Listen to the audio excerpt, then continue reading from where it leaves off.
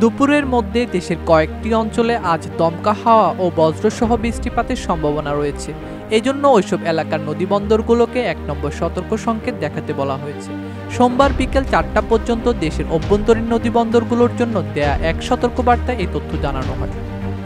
দেশের ৭ জেলার উপর দিয়ে সর্বোচ্চ ৬০ কিলোমিটার বেগে ঝড় ও বজ্রবৃষ্টি হতে পারে বলে আশঙ্কা করেছে আবহাওয়া অফিস।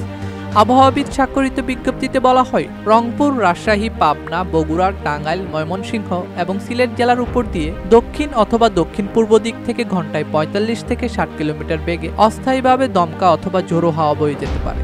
সেই সঙ্গে বৃষ্টি অথবা বজ্রসহ বৃষ্টি হতে পারে। তাই এইসব এলাকার নদীবন্দরগুলোকে ১ নম্বর সতর্ক সংকেত দেখাতে বলা হয়েছে। এদিকে আবহাওয়া অফিসের অপর এক বিজ্ঞপ্তি অনুযায়ী চলতি সপ্তাহে দেশের সব বিভাগের অস্থায়ীভাবে দমকা হাওয়া সহ বিদ্যুৎ চমকানো এবং হালকা থেকে মাঝারি ধরনের বৃষ্টি অথবা বজ্রসহ বৃষ্টির পূর্বাভাস রয়েছে। সেই সঙ্গে দেশের কোথাও কোথাও মাঝারি ধরনের ভারী বর্ষণ হতে পারে। ডেস্ক রিপোর্ট, দৈনিক দেশকাল।